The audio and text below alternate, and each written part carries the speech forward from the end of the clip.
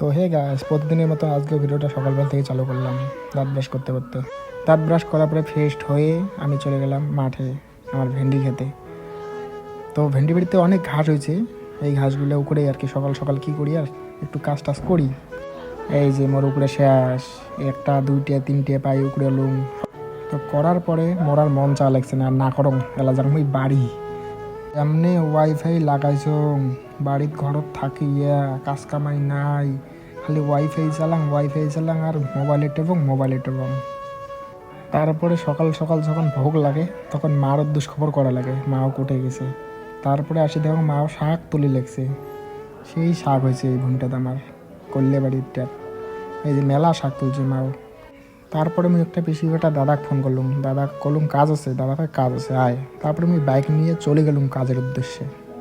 তো মুই চলিও আসলুম দাদা করে বাড়ি, দেখো সেই হাইওয়ে বাড়ি আগত মুই ভাত খাওয়া লাগছুম, কারণ ভাত খাই আসুন এলা মুই চলে আসলাম কাজত। ঢালাই আমার রেডি।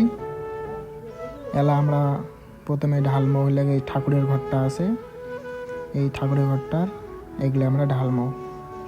এই যে দাদা প্রথমে অর্ধেক ঢালছি, ওগুলো শেষ হয়েছে। তারপরে আমরা আরও বানাচ্ছি, বানার পরে এলা আমার বাকি আছে এই যে এটা থাকি, এই যে এই মন্দিরটা খালি বাকি আছে, আর সব পাশে হয়ে গেছে।